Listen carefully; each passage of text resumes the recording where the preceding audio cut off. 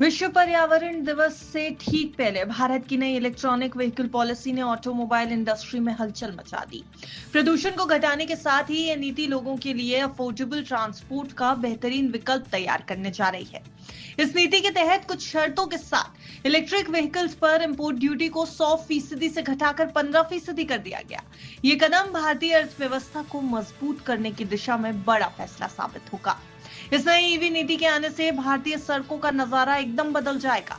दरअसल इस पॉलिसी से ग्राहकों को सस्ते और एडवांस इलेक्ट्रिक वाहन मिलेंगे। इससे टेस्ला और बीवाईडी जैसी ग्लोबल कंपनियों को भारत में निवेश के लिए प्रोत्साहन यानी इंकरेजमेंट मिलेगा।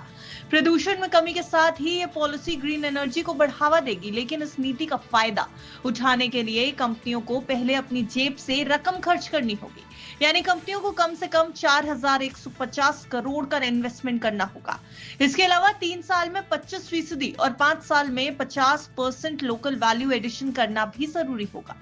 कंपनियों को हर साल 8,000 प्रीमियम ईवी तक के इंपोर्ट की इजाजत मिलेगी, लेकिन ये फायदा केवल उन्हीं कंपनियों को मिलेगा जो इन्वेस्टमेंट और प्रोडक्शन की शर्तें मानेंगी।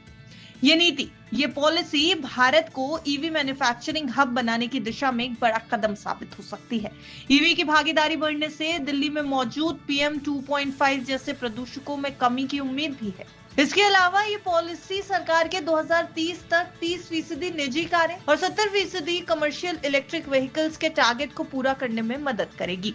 विश्व पर्यावरण दिवस के मौके पर यह नीति और भी खास बन जाती है, क्योंकि एक तरफ जहां इलेक्ट्रिक वाहन एयर पोल्यूशन घटाने में अहम भूमिका निभाएंगे, वहीं इससे तेल आयात यानी कि ऑयल इंपोर्ट पर निर्भरता भी घटेगी, जिससे सालाना करीब 3.5 लाख करोड़ की बचत मुमकिन है।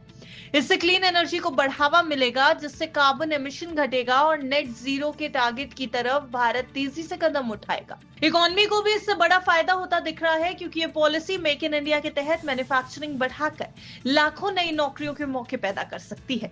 ईवी और इससे जुड़े सेक्टर्स में 95,000 करोड़ तक का निवेश आने की उम्मीद है।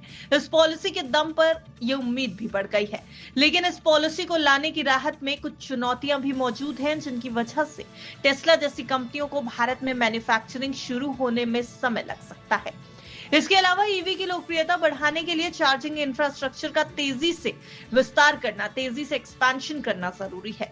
वहीं देसी कंपनियों को ग्लोबल दिग्गजों से कंपटीशन करने के लिए भी तैयार रहना होगा। लेकिन एक बार सफल होने के बाद ये पॉलिसी भारत को ग्लोबल ईवी मार्केट में मजबूत खिलाड़ी बना सकती है, जिससे 2030 तक देश में 1 करोड़ ईवी की बिक्री का अनुमान है। ब्यूरो रिपोर्ट, बिज तक।